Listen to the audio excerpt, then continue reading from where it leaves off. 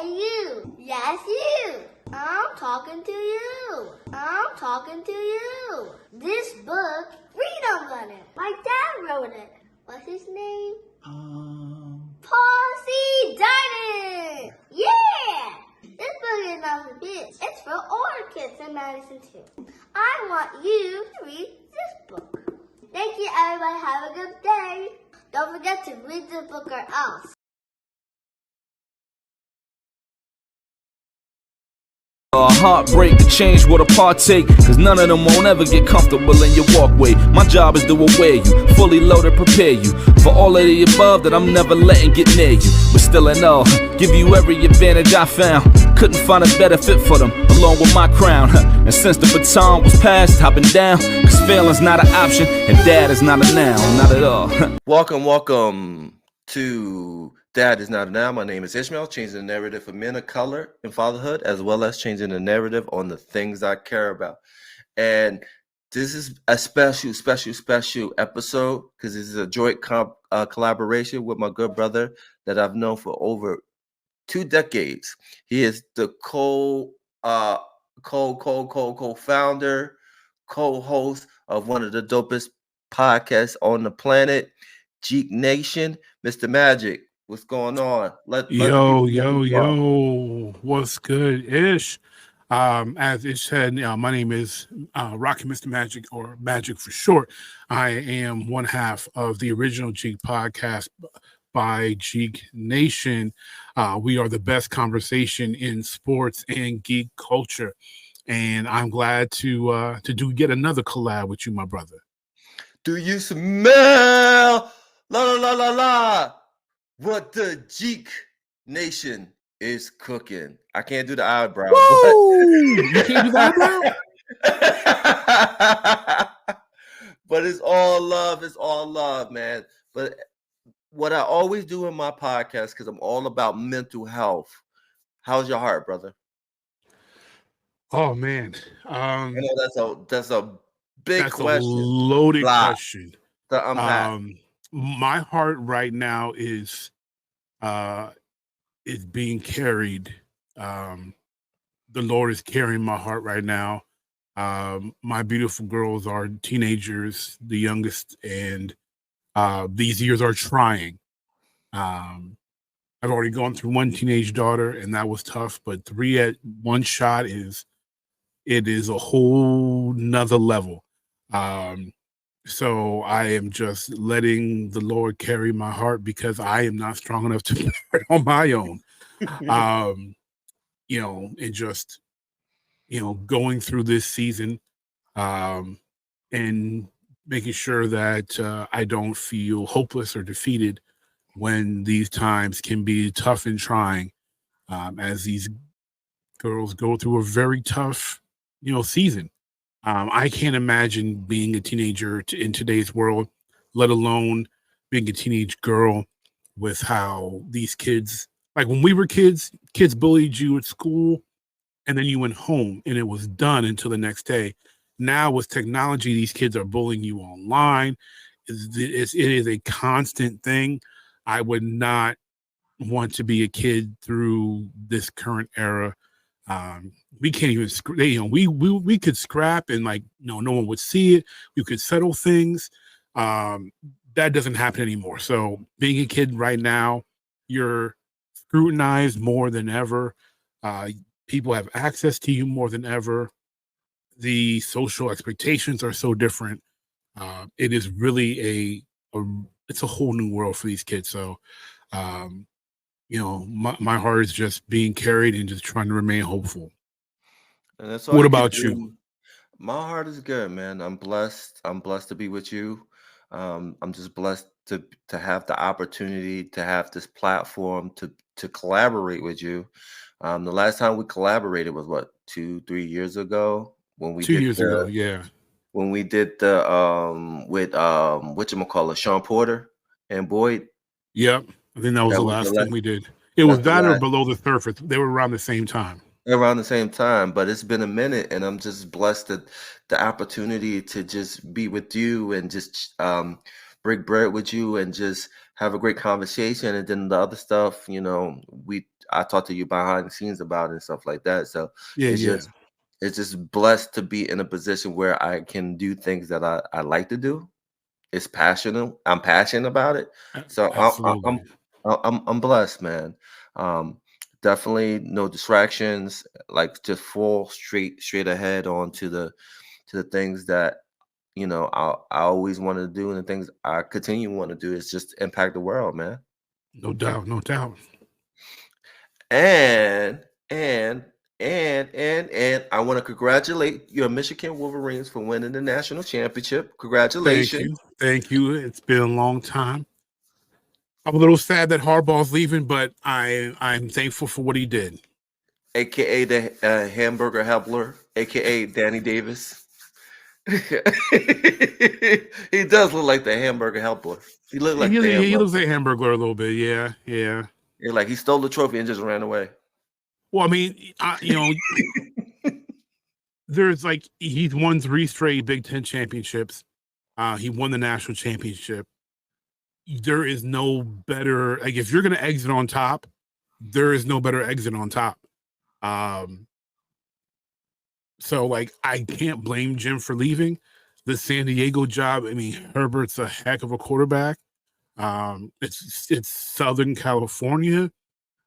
I mean, he played for the Chargers. Like, it's really one of those things where I get why he took the job. I just wish he would have stayed, but Michigan's not going anywhere. Whether Sharon Moore becomes the new coach or, there's been rumors that Brian Kelly may be interested in the job. Even before we won, there was rumors that Kelly might be interested in it if Harbaugh went back to the NFL, because there was talk about that, win or lose, if Harbaugh would go back to the NFL. So Michigan's not going anywhere. And then I'm just hoping my Detroit Lions win this NFC championship game and make their first Super Bowl. What are your thoughts of them being now the Americans team? That's what people are talking about. I mean, Everyone's they're jumping on America's the team. bandwagon. They're jumping on the bandwagon for this, for this playoff run. And it's a great story. I mean, America loves a great story. America loves a good underdog story. It's been since 1991 since we've been in the NFC championship game. And this is a very dangerous team. So if San Fran plays poorly like they did against Green Bay, we have a shot of going in there and winning the game. And we've looked better each week. So I'm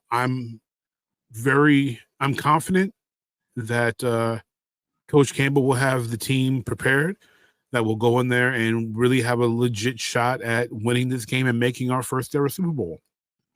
And I'm a strong believer that NFL is rigged, but that's my belief that they want to see the Lions in a Chiefs Super Bowl. A rematch week 1?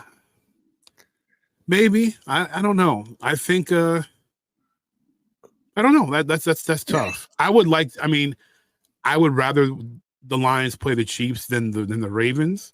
Because I think the Ravens overall are a better team. And they took it to us last time we played. But I mean, I'm just saying the X factor is what's the chick's name? What's her name? The singer that's dating Kelsey. Oh, Taylor Swift. There you go. That's the X factor. Well, so people are saying what they really want is an Eminem versus Taylor Swift battle, which, yeah, I can do without either one of those. But it is what it is. Because the NFL is a business at the end of the day, bro. It's like they want new fans. And well, nothing like fans, and they're fans. And they push for the casual. They don't push for the real sports fan. They want more casual eyeballs. And even though we purists don't want it to be, the NFL, the NBA, the NHL, Major League Baseball, they are what our primary topic tonight is. They are sports entertainment. Yes. The NBA is an entertainment industry company. The NFL is an entertainment company. So, I don't know how strict script they are, if there's a little ad-libbing here and there. I didn't see anything to me that said, script. I mean, I've seen some stuff. We've both seen some stuff that said, okay, that's rigged. But this year, these playoffs seem pretty kosher so far. And I don't say that because my Lions are winning. I say that because they seem pretty kosher. Yeah, let's see what happens. We'll wait until who makes it to the Super Bowl, and then we'll have that conversation after. But transitioning into, like you said, sports entertainment, I think one of the biggest news of 2024 is that the death of cable. But this has been going on for almost 10 years now. One of the staples of shows on cable is WWE Raw. Been on USA for 30 years. Now in 2025, it's going to transition to Netflix on a big deal of $5 billion, which is a game. I wouldn't say a game changer, but more likely, again, going back to the death of cable, because Raw was that staple for cable television. Now that's going to be gone. Now it's going to force people who don't have Netflix, if they want to watch Raw, to subscribe to Netflix. So, like, learning some more of that information, what do you think about this in real time? So my thoughts are, well, this is really a big blow to NBC Universal, which is what, who owns the USA Network.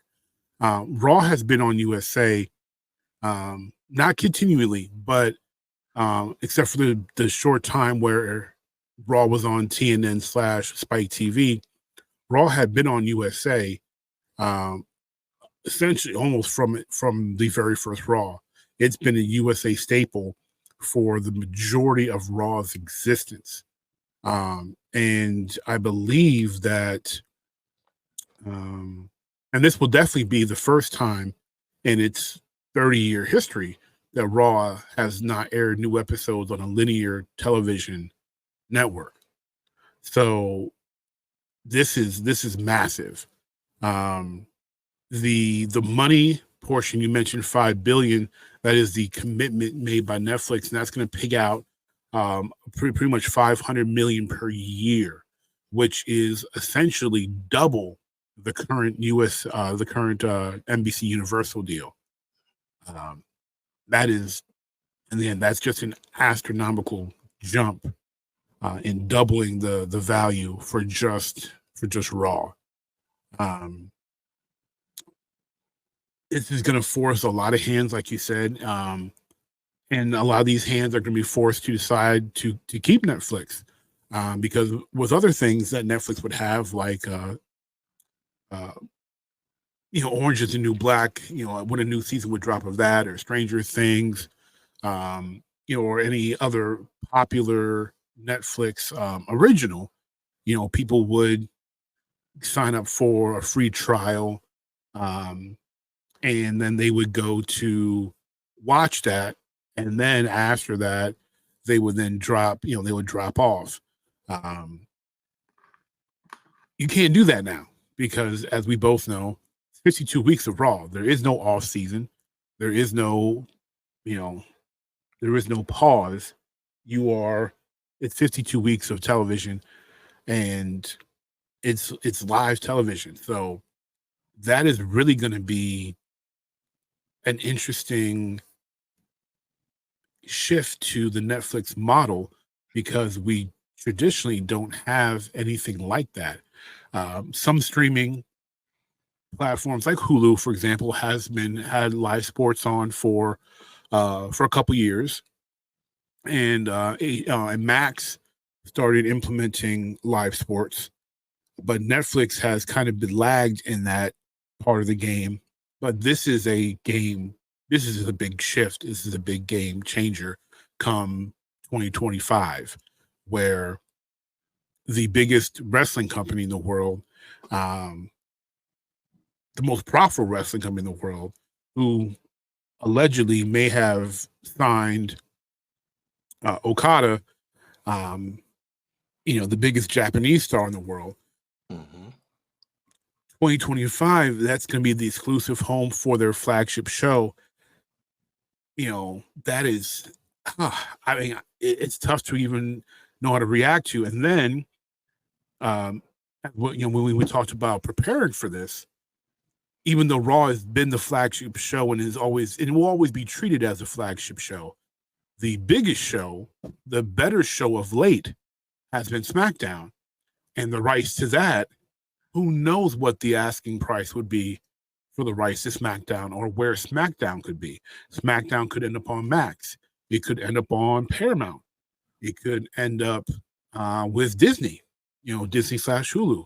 I mean, there's a lot of options, and linear cable, for it to keep it, would really have to make just an insane type of deal. Like, we thought the Fox deal for SmackDown was big, but to keep SmackDown off of something else, that could take a really insane offering. Like, I can't, just to put it in terms, SmackDown's supposed to transition this year in October from Fox to USA under a 5-year, $1.4 billion deal. So that's 5 years, $1.4 billion. Raw's 2025 deal is 10 years, $5 billion. And Fox have reportedly been paying about $205 million a year for the rights to SmackDown. So if SmackDown continues to be the better show, a higher drawing show, the asking price for it could double again or even more. And it's crazy that you bring that up, because I'm about bringing receipts. Back in 2019, Nick Khan said the Peacock deal is now undervalued, and this was in 2019. And under Peacock, they have the premium live events, right? And the Peacock deal ends in 2026. Correct. And so, could there be a possibility we could see premium live events on Netflix? That's a potential. I think the premium live events, they may. Yeah, that's a good question, because what do they do with the network in that library? Does the library go to a different home? If I'm TKO, because we can't, since now they're WWE now has a boss. If I'm TKO, I would want to simplify things as much as I can for my fans, because God forbid a WWE fan has to go to Netflix for Raw. Let's just say, for discussion's sake, Max for SmackDown, and then let's say the library stays on Peacock for whatever deal. Now, to get access to what you used to have in one place, now you've got to have 3 subscriptions to 3 places. And then you're likely going to have people who are going to, say, well, I prefer SmackDown over Raw, so I'm only going to have this or maybe I don't watch the library enough, so I'm not going to pay for that anymore. And maybe I only pay for these 2, or I'm only going to pay for one. So TKO's really got to figure out how conducive they're going to make accessing WWE content to the consumer, because if it gets too convoluted and gets too spread out, that's going to be tough. One thing that cable did do is essentially make it simple, because even though the shows are on different nights and different channels, when you pay for your cable package, you're paying for one item that gives you access to both things. Obviously, with streaming, that's not the case unless everything is under one umbrella. So that would be that would be my concern for TKO as far as how they're going to make that decision. And also, if Netflix would try to bid for SmackDown, would they be willing to pay, whatever the potential massive asking price for SmackDown would be? Would they be expecting some type of discount because they're already paying for Raw? Like, it's a really interesting situation. Yeah, it is. And then also is that it's a 10-year deal, but within the 5 years, if it doesn't work out, Netflix can just walk away. Netflix can opt out after 5, and they can also extend for another 10. Yeah.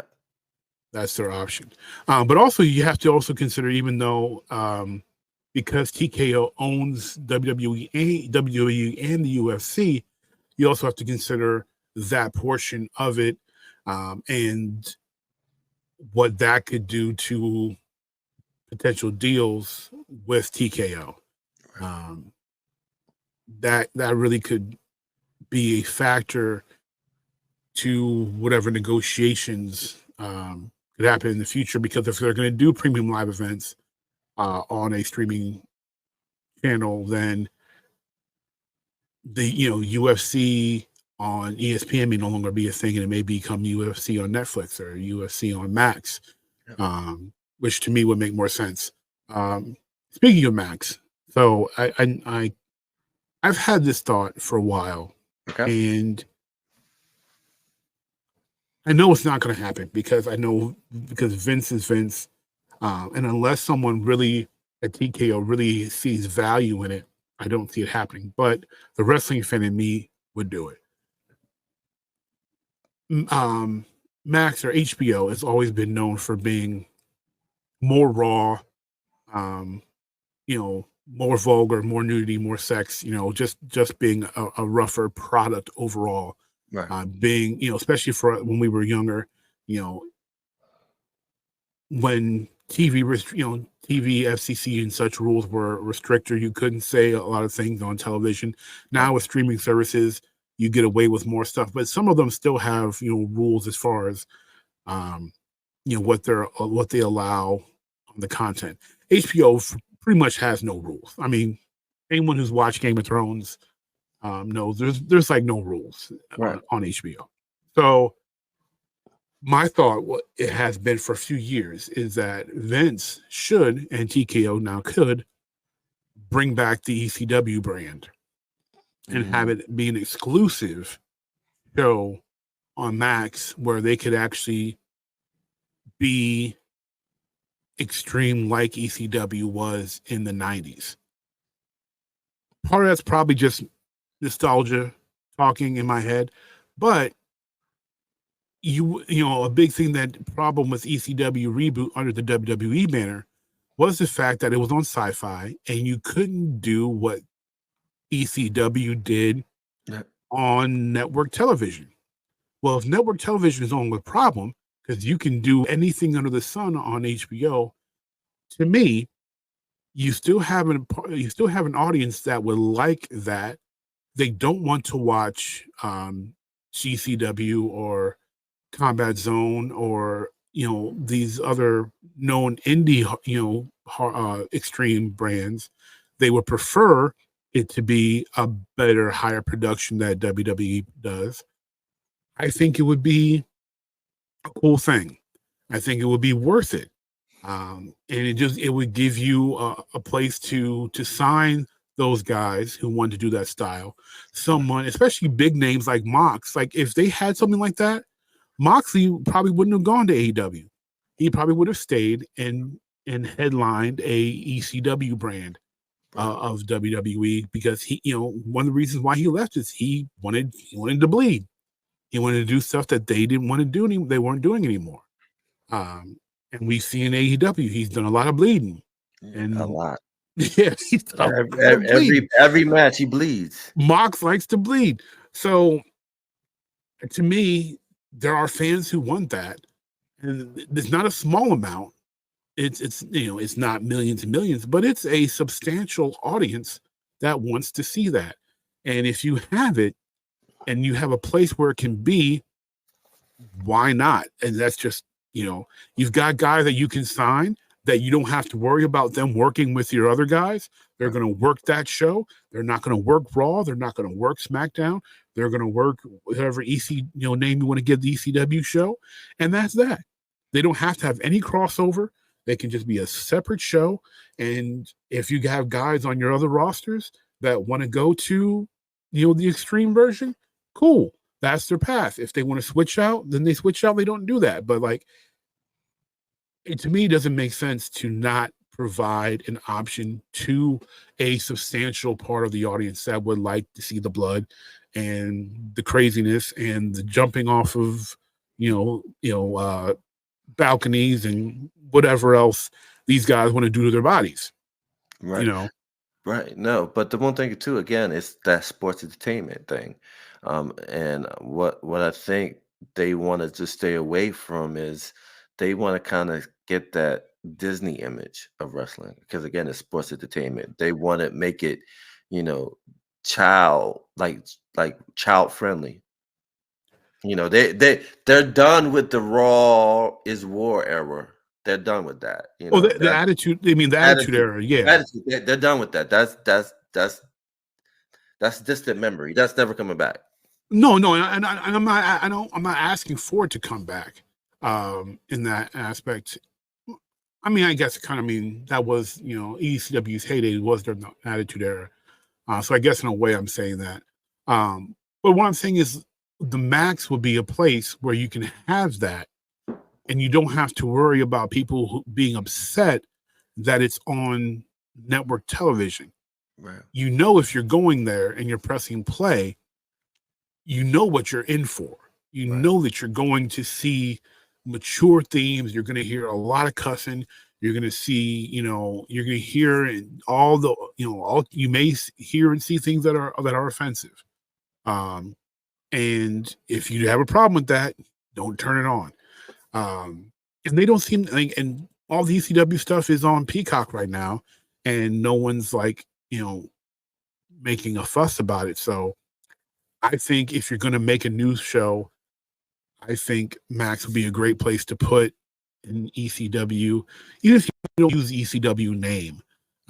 If you just put an extreme, or underground, type of show that's grimier, grittier, got more of the blood, got more of the, these guys that want to bleed, let them bleed. To me, I don't see why Vince wouldn't do it, because he's all about draw me money. So if it draws him money, who cares? But that's the one thing too. Is like at the end of the day, is what Emmanuel wants, because he's the dude. He's the top dude. Right, and that's why I think TKO could potentially do it, because let's not act like the UFC is modern gladiator. That's about blood. That's about bones being broken, arms being snapped. So I think if someone pitched it enough to Manuel and he could see that there's value there, I think it's a prime opportunity. Even if I'm Vince and I say now no one's going to blame me if I bring it back, because TKO is ultimately responsible.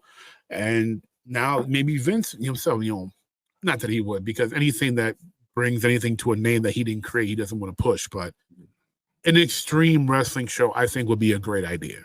I think because of the production value that that WWE has, which is just there's no one produces television the way they do for wrestling. Like their production value is so far and above everyone else's. It's not even funny. But when Peter Dunne left, you see the change. You see a lot of change of how. Oh, when Kevin Dunne left? Kevin Dunne, yeah, that's what I mean. I called him Peter Dunne. Yeah, you call him Peter. Yeah, you were thinking about Peter Guns. Yeah. Yeah, it's different, but it's really not. It really hasn't changed that much, in my personal opinion. Like I see a couple differences with Kevin Dunne gone, but I don't think it is that significant of a change. I really don't. And then the production level is still fantastic. The angles they get, the dedication to wrestling the WWE style, focus on that hard camera. And honestly, though, my thing is if they wanted to do something different to even test the waters, a hardcore show would be the best way to do that. You test different ways of shooting wrestling with that show. And you don't have to do that with NXT because NXT has grown as a product itself where it's more viable. Let your hardcore show be where you take the risks because, they're going to not your primary streamer for it. They know that they're going to get something raw, something gritty, something that's going to be a different product than what they see on Raw or SmackDown or NXT. I think that would be a good place to take those risks, to take those chances while these guys are jumping off stuff and taking chances, Right. But I think where they're leading to is they have that Walmart mentality where this deal with Netflix is going to be the beginning of like one shop area buying where I can see everything WWE is going to be on Netflix. I can see that happening. Like all because the one thing about WWE is that they have a monopoly on the history of wrestling. Right. I mean, Majority they of own the history. AWA tapes, they own the WCW Yeah. tapes, ECW tapes, and a bunch of other promotions they have that for. I would agree with you if Vince was still a private company, but TKO, who knows what they'll do? That's true. Because the one thing is crazy too is that The Rock is a part of the board of director, and that Yes, agreement is that he has the rights to the Rock name, which correct. Vince would never in a Never, million ever never give that give that up. up. Never. And that kind of like you were alluded to is that this is a different WWE than the Yes, Vince McMahon WWE. this is a different business now, and how they do and how TKO is going to do. TKO knows the value in the Rock's name, and they also understand if they piss the Rock off, that is not good for business. Yeah. So give the man what he wants. Now Matt and Jeff Hardy can't come and demand, Team Extreme or something like that. Like they're not letting that go. They don't have that type of pull. Mm-mm. But an Undertaker, a massive name.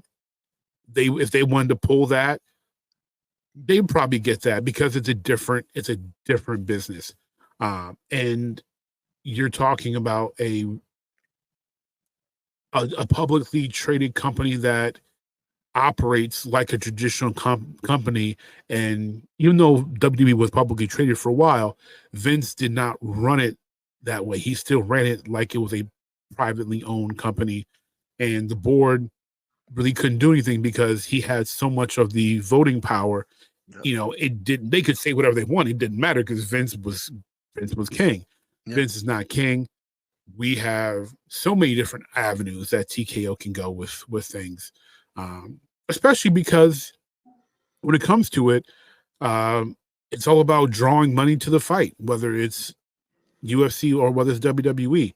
So there's going to be, I foresee a lot of cross promotion between UFC and WWE. I see that TKO pathing a lot of guys who can't hack it anymore in the UFC to try to draw money in WWE. I'm kind of surprised McGregor hasn't gone that path yet. Talkers like him, I'm surprised Covington isn't at the performance, Colby Covington isn't at the Performance Center being being a racist heel. Some of these guys, Covington, I can't stand the guy, but he's a good fighter. He's lost a couple. He's a good talker, but he's lost a couple steps, and he can't hang at the top of the division anymore. And if he wants to keep making money, and big money, and be a big name, he's not going to be able to do it in the UFC. And I don't think Bellator is. Not that they're doing poorly, but I don't think a jump to Bellator would be the money he's looking for or the level of fame he's looking to maintain. Going to WWE potentially could be. that's a lateral move for guys like that. And if you can be in the UFC and keep your good looks, keep your face intact, Yeah. you can go there in WWE and potentially make some money. You're as a competitor, you automatically have a legit background. You're going to be more believable. Yes. Even though Rousey was not the greatest, in my opinion, obviously her background's legit. Right. There was no doubt. I just think she wasn't booked well, and character wise wasn't great. But obviously the Ken Shamrock one was a good run. The Dan Severn run could have been better, but was a decent run, and everybody knew the legitimacy behind Dan Severn, behind Ken Shamrock, even Tank Abbott in WCW, legitimacy behind those guys. So, and even the the other stars in wrestling, the Nick Nemeth as a wrestling star, Bobby Lash as a wrestling star, Brock as a wrestling star. Yes. Turned UFC, and obviously Kurt Angle, the greatest, athlete turned pro wrestler, in that grappling sense, or martial art to wrestling sense. The legitimacy is there. You continue to add legitimacy in those athletes. That's just to me, that's just more dollars, and those are names you don't have to build. You don't have to build those names. Those names are already established. You can teach them how to work in the ring, and then you plug and play them. Right. I think there's just so much potential for TKO to just do so much more than what Vince would have or could have done when he was at the reins. Right. I can see that happening down the road, but I think right now it's just they're just trying to solidify those deals. They got Raw on Netflix. Now it's SmackDown. I think Right, that's the SmackDown is big next. one right there. That's the big elephant in the room. Is where is SmackDown gonna go? But the problem is can Netflix commit to that type of money? Like you said, everything under one umbrella. I don't know if Netflix could. I think honestly, I don't think Netflix could even generate that money to commit to that. The only company I think that would have the money to buy and encapsulate everybody is Disney, and I don't think that they want that product. There had been talk about Disney buying WWE before, but I really don't think they want that product. Granted, WWE at Disney World would be a really cool thing, and there could be so much potential for a part of the theme park that is wrestling dedicated. Right. A wrestling resort where your room is rock themed or Austin themed, or whatever stars. Like, Right. there's so much potential there if what Disney could do if they bought it. Right. And I think they're the only ones with the juice that could buy the rights for Raw and SmackDown, because I don't think Netflix can come up with another, let's say even $7 billion or $7.5 billion to encapsulate SmackDown and Raw. That's a lot of money. No, it is, but what I worry with Disney is that they're losing money too. Like, you see with ESPN, with the cutbacks on ESPN, and you see like the uncertainty with Marvel and stuff like that. So Disney right now is kind of like on that let's see what we're doing with the money and things like that. So Disney is not like a slam dunk either. Well, see, Disney's not losing money. Disney's losing profit. They're not losing money because they're rearranging things because the projected profits aren't what they projected. And obviously part of that's because the MCU has not had the focus that the first three phases had. Right. So a lot of the shows and movies and stuff are not coming to the same result. And then there's the unrelated to the actual art, and then there's the people who are bashing them because female-led shows and all the political social BS that are keeping people away from consuming some MCU stuff. And the ESPN thing, ESPN is is a staple of cable television, like we mentioned earlier, and that is Dying. fading. They have to Even retool even how that even happens. my bad, even their streaming service, like when they jumped off, wasn't doing well from day one. Oh no, I mean they definitely fumbled how they launched Disney Plus, but Disney Plus has recovered pretty well. But I was talking about the ESPN, and you know how with Disney Oh, Plus, okay. they try to bundle everything. Well, I have the bundle, and the bundle to me is worth it. Like because it gives me ESPN Plus, it gives me Hulu, and it gives me Disney Plus. So I like the bundle. My problem with the bundle or the ESPN portion of the bundle was that I don't get enough that I care about because of the TV deals. So I don't get enough NBA basketball that I want to see. I get a lot of I get a lot of sports, but a lot of it, there's no NFL on it. There's very little NBA, and there's college basketball. The college basketball season is good for, and college football season is actually not even really good for because the Big Ten network, it's actually only like SEC stuff because the SEC deals with ESPN. Big Ten network is separate. The Pac-12 is not even going to be a thing anymore, and that network failed. So like honestly, the Big Ten network is the only thing that really matters. And Notre Dame is still independent. So outside the SEC, you really can't watch much football on ESPN. So like Disney has to decide how they're going to retool how they do sports, as well as how they retool how they're going to do with ABC, because how we consume that is changing drastically. But they still, but they're the only ones with the money. I should say that. I'm going to change. They're the one of two with the money. The other one with the money, who I think could be a sleeping giant in this, and I think they're biding their time.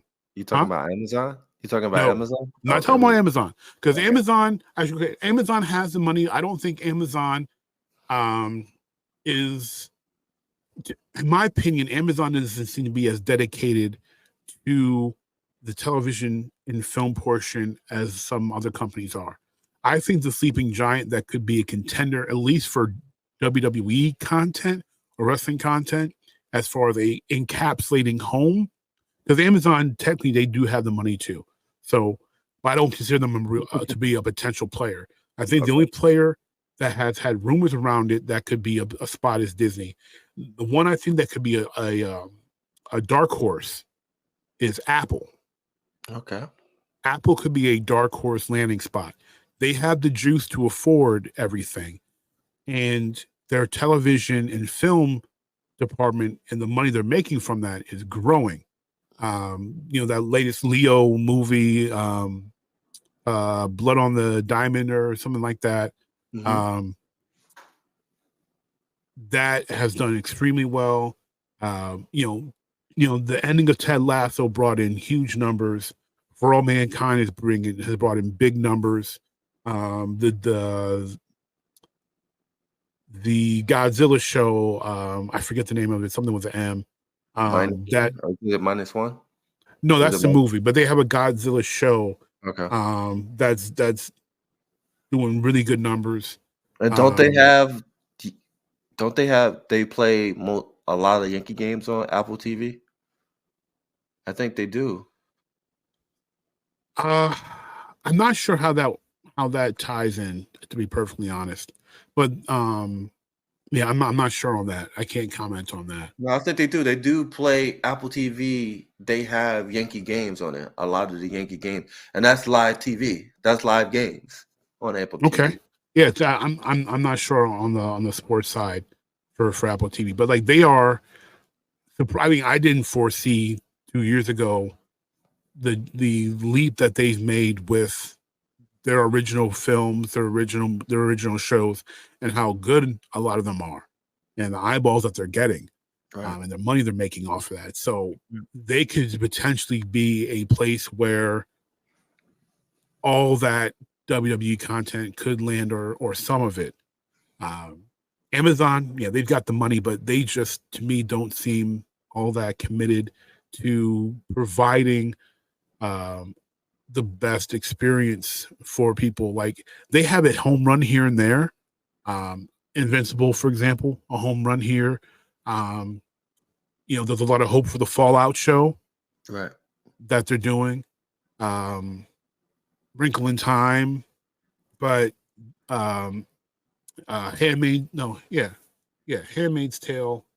Was that Amazon? I think it was. I know Man in the High Castle was. Yeah. So like they've had a couple ones here and there, but I just don't see them as a player for wrestling.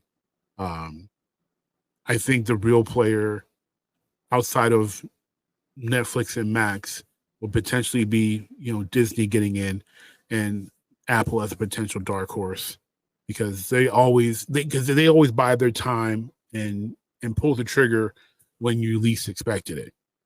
Right, and that could possibly happen.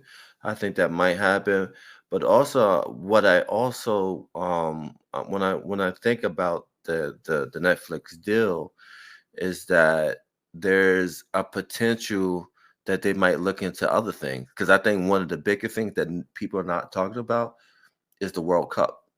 I know there's an exclusive with ESPN now, but I don't know when their deal ends. But I think the World Cup is a big thing right there too. Because No, that is. if Netflix get the World Cup, now they're reaching a global audience, even though they already have a global audience.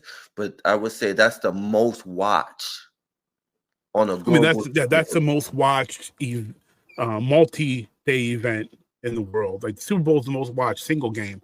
But as far as like tournament, the World Cup is that's it. So obviously that's Disney money there. Disney has to make a decision. Like I said, they've got to decide how they're going to retool how they do sports.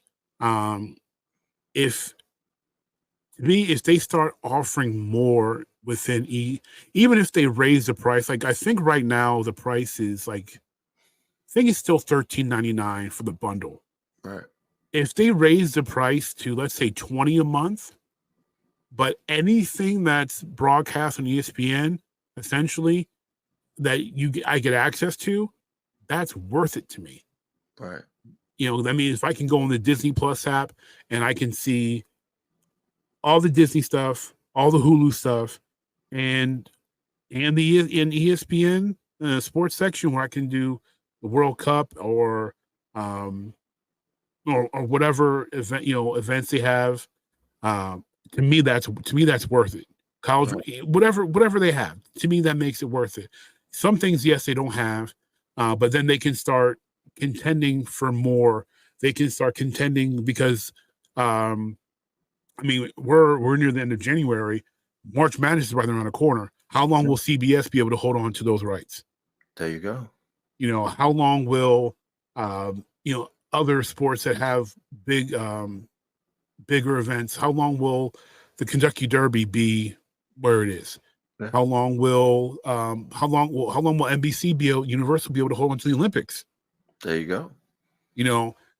So depending upon that could be potentially, we could potentially watch Netflix. Have to go to Netflix for the Olympics or go to Max for the Olympics. I think Disney, however they handle the next year or two with how they do sports and whatever deals they can strike and how committed they are to continuing to produce linear television compared to not quite linear television, but putting that stuff and pushing it onto the streaming platforms, that's going to really decide how they're going to proceed moving forward with, are they going to be able to be contenders in that space? Because even if they don't contend for WWE, someone's going to have to deal with bidding for AEW. Yeah. I don't think AEW is going anywhere. Tony Khan, his money aren't going anywhere, and they're not going to get the same money as WWE.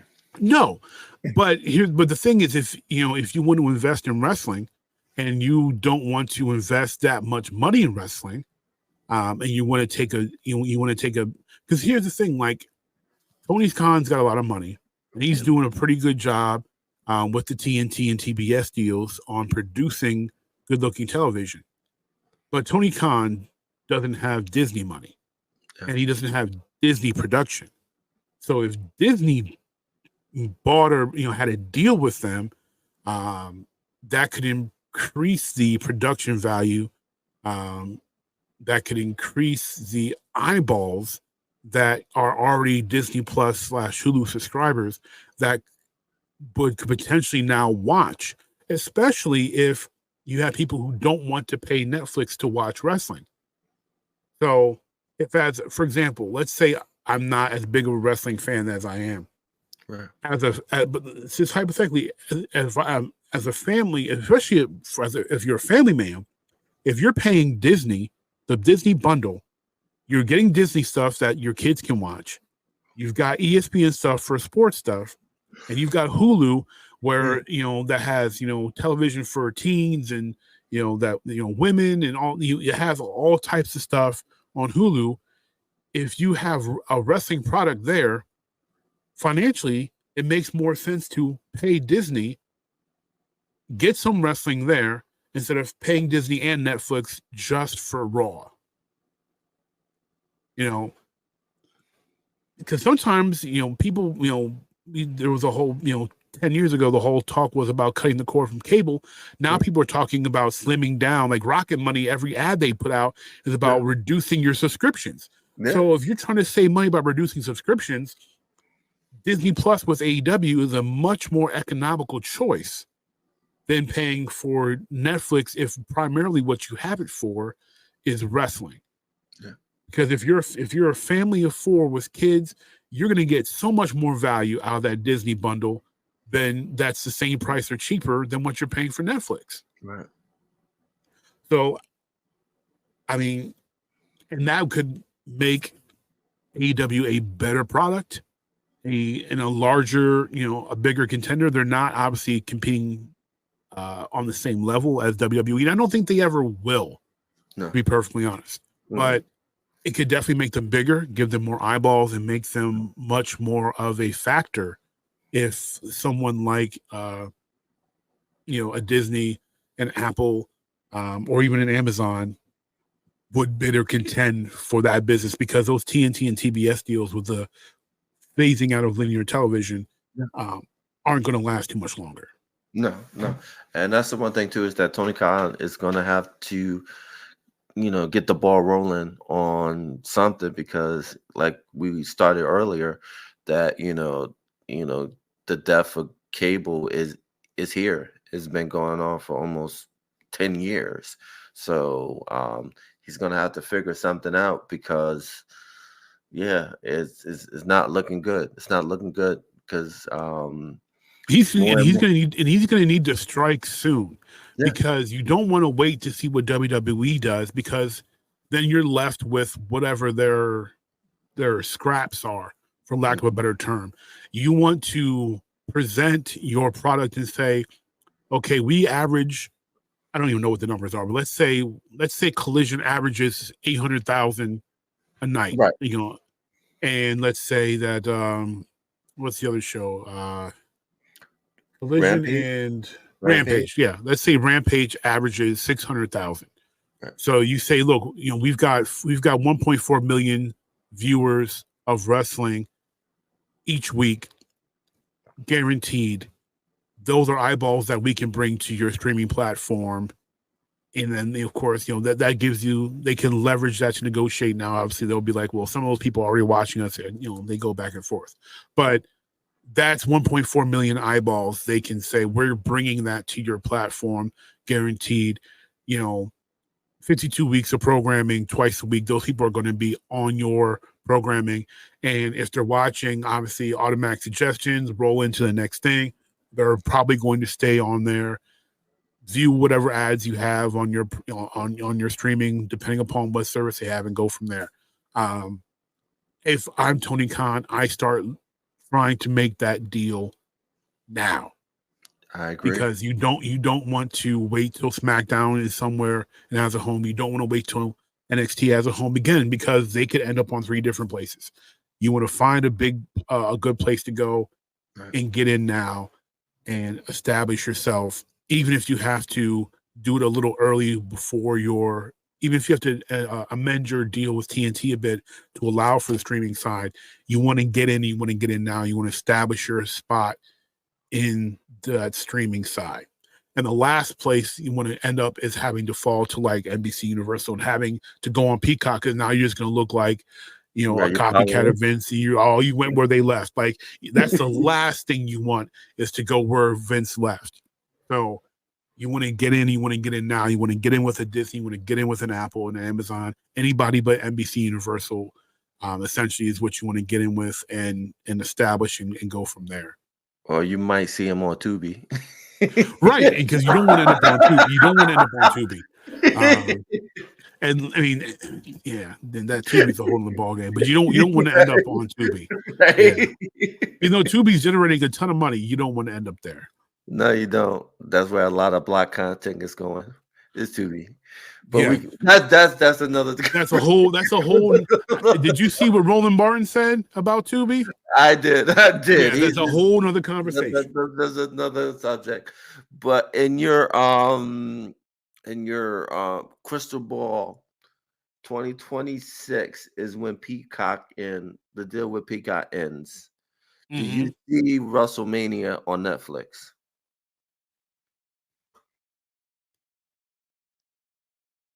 That depends upon where SmackDown ends up. If SmackDown is on Netflix, then yes. If SmackDown is somewhere else, then it's going to be on wherever the eyeballs are going primarily. Or it could end up going back to a pay-per-view situation. I don't think it will. I don't think that's what they want to do, because now they've got a new generation of fans that are accustomed to these premium live events, even though my mind was still pay-per-views, but these premium live events, especially because, premium live events are happening different days. They're not on Sunday nights all the time like they were when we were growing up. There's the Saturday ones, and then they're doing during the week ones where, like the Saudi dates and stuff. So I think that whoever's bringing in the biggest dollars and the biggest eyeballs is where WrestleMania ends up. There's a high potential right now, because Netflix got their foot in the door first, that they could end up with it. But wherever we see SmackDown fall, that's the bigger one of those two would probably be where it's at. But guarantee it'll be on Netflix if they have both shows. I can't see it going anywhere else. And that would be big. That would be huge. Where do you see SmackDown going? I think if TKO separates it, I think that's tough, because of all the consolidating and with Discovery buying HBO essentially, it could end up on Max. They seem to really be pushing for this live sports thing. That's tough, because I just don't think Netflix can throw out another $5-7 billion to add SmackDown to that lineup. Just especially in the next, I forget when the SmackDown deal ends relatively soon.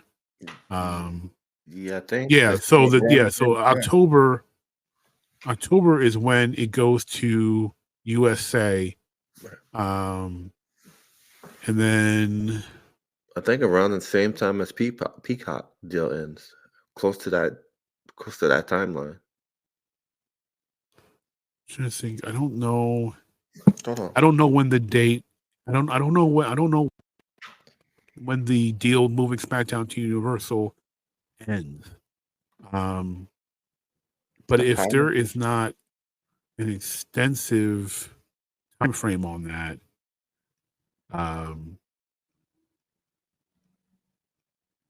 Let's see. Google.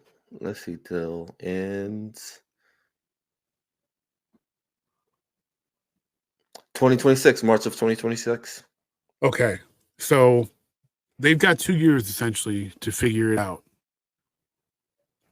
So Netflix pretty much will have 2 years to figure out if they can bid, and they're making enough, if it's worth it for them to bid for SmackDown. And if SmackDown is still the show with the most eyeballs and making the most money for WWE, the asking price in 2 years would probably be closer to $10 billion. And with already the commitment to pay 5, you'll be 2 years into paying, you've paid $1 billion to them for 2 years in. That's that's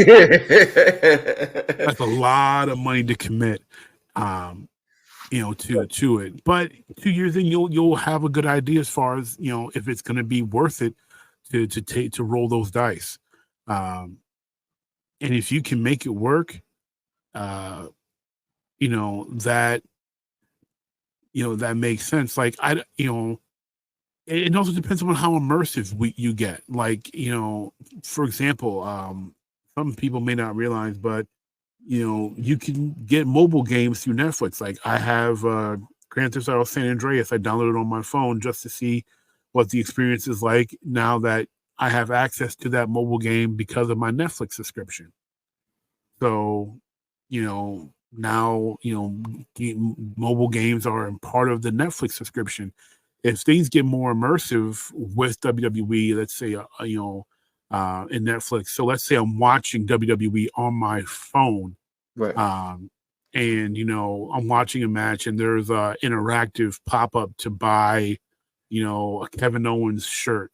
If I can, or if I could one tap or overlay, Apple Pay, buy that shirt and still, and where maybe, it shifts the action to half the screen and I make my transaction and I'm still watching, if it gets, to an immersive point where you can make, you can transaction, and while you're watching the events on Netflix, you've got, you've got something there. You've got a whole different type of experience that would be very lucrative for both sides. So it really depends upon, how deep Netflix can dig themselves into being an invaluable part of WWE. Can they take that gaming portion, into not maybe just into mobile, but can they work it where if you're a Netflix subscriber, you get access to WWE 2K, and you download that, as a Netflix subscriber, there's an authentication, and now you have that on your PS5 or your Xbox Series X or Series S. If we're getting that granular, that can really make Netflix the spot and try to get WWE as comfortable and settled in as possible.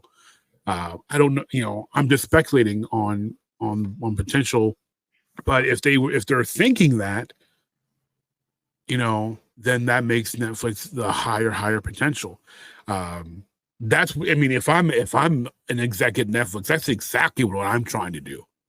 I'm trying to get them to dig in and everything that we would have that's future cooking. Mm-hmm. I'm saying we're putting this on you. You're going to be, not the test, but you're going to be the first ones to get it when we're fully out of beta and everything. Like they're going to get the whole shebang. Yeah. Whatever we got, they're getting it. Because Vince has been printing money, essentially, especially the past 5 years. They've just been printing money. Yeah. So, it's really a toss up, but Netflix has done a good job getting themselves to be first in. Yep. And now everyone else is just trying to follow. Yeah. And I think that's the one thing, especially with streaming services, um, is that there's a lot of followers, not a lot of leaders in this streaming service. They wait for one person to make the move, and if it becomes successful, everyone else follows. And I Well, think, I mean, entertainment is a copycat yeah, business. yeah, oh yeah, So you want to blaze trails, hmm and if Netflix, they've been blazing trails in a lot of ways, so they may have really cast the first shot across the bow in the latest iteration of the streaming wars. Um, you know, you've got to take chances, and they've rolled some big dice. Um, to quote Battlestar Galactica, sometimes you got to roll the hard six. So yeah, true, true, true. and right now it looks like it's going to be the right move, because people, pardon me, people are really like, there's a lot of feedback, there's a lot of chatter, Yeah, on social media around this deal, because of how massive it is. I mean, it's on par with the Big Ten's deal, the Big Ten Network, with their TV deal, yeah, which is a $5 billion deal. Like, that's a lot of money, and we see what that Big Ten deal has done hmm for the Big Ten. Now they've got USC and UCLA coming, hmm Washington coming, hmm Oregon coming. Rumors of Florida State trying to come up into the Big Ten. Like, what that could do for wrestling. Yeah, it's yeah. The possibility is endless, and then on top of it, imagine attracting wrestlers to to come to the WWE. It's like, oh, you're on Netflix? Where? Okay, I'll take that deal to work with the WWE to be on Netflix. Um, that's huge right there too for a wrestler.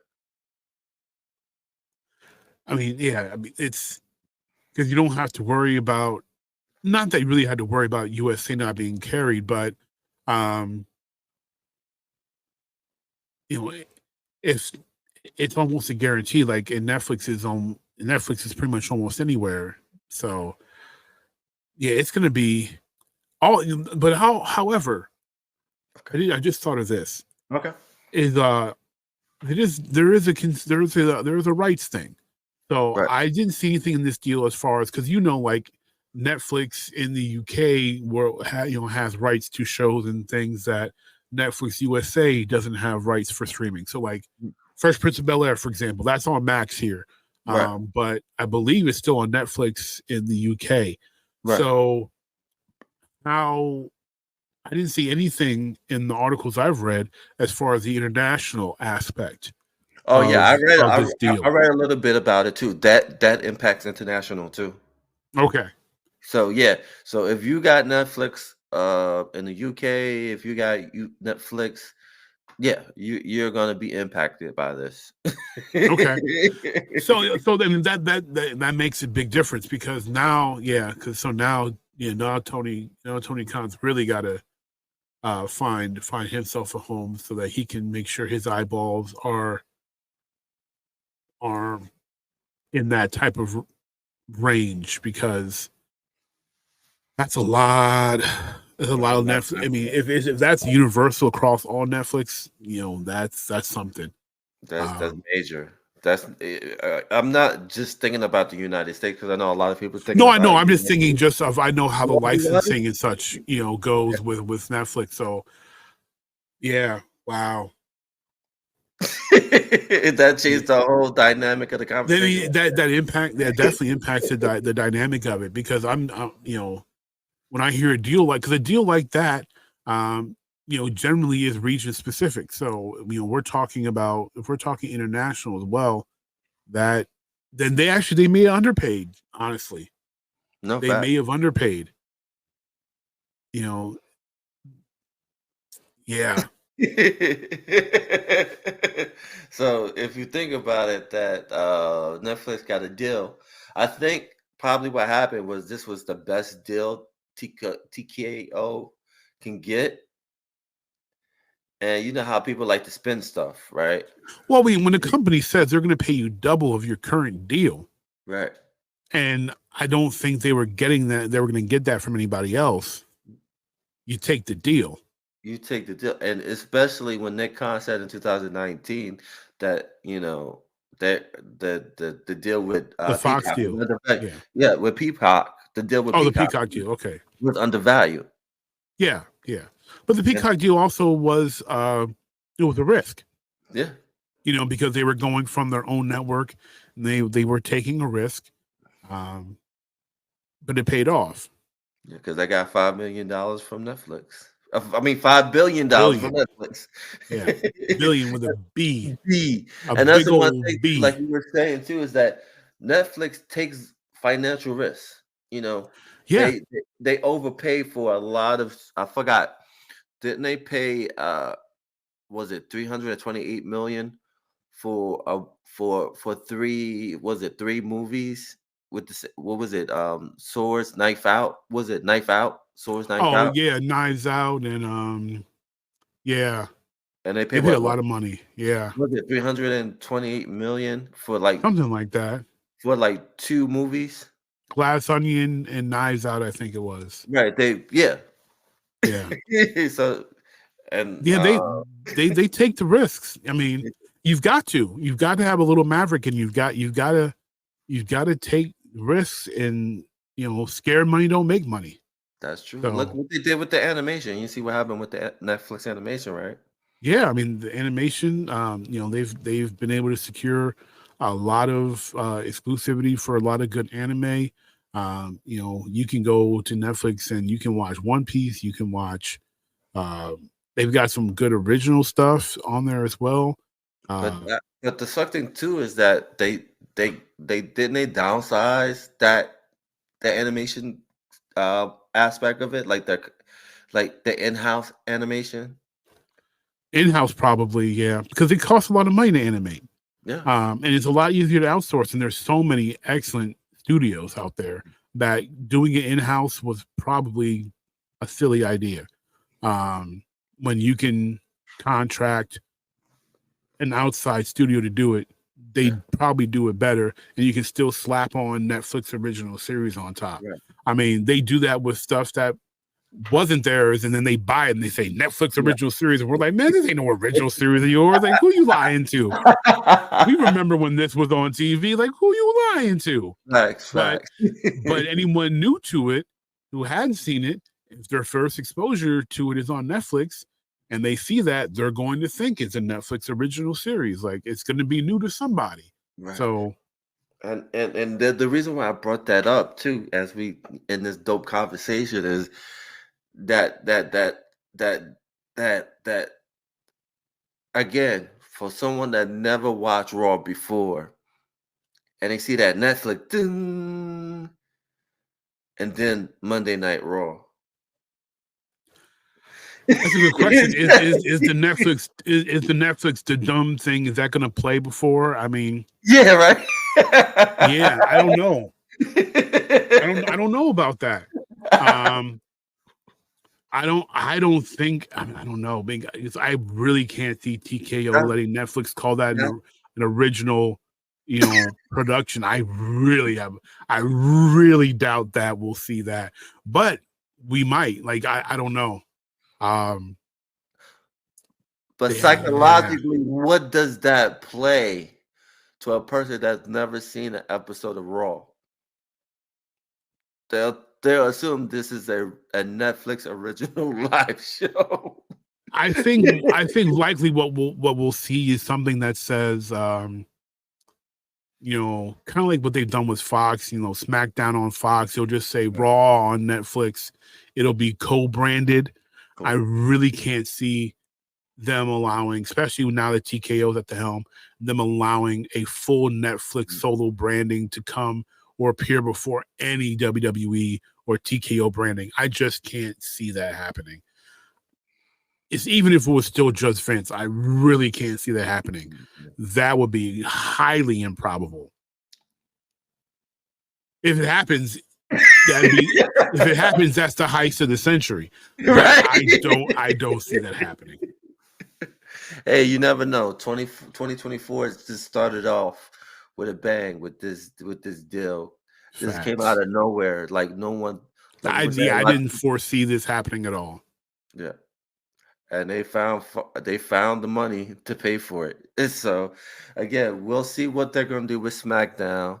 You know, NXT has a home. It's going to be interesting to see if it's true that Okada is coming to NXT.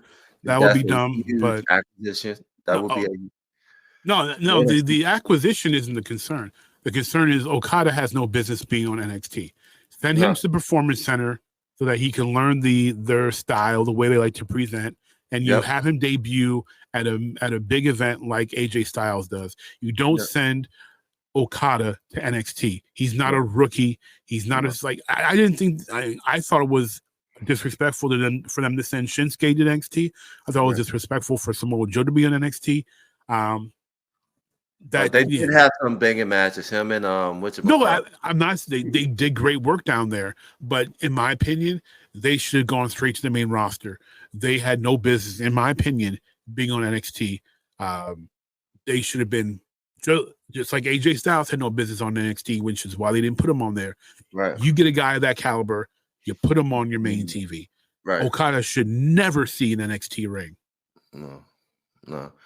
If I can have an idea, I would have him, but I doubt it's going to happen because I think he's still got to do stuff with New Japan, is to have him as one of the secret people that come in the Royal Rumble, but that's not going to happen. No, there's no time for that. No time. It would be cool if he debuted at the Rumble, but I don't think there's time for that.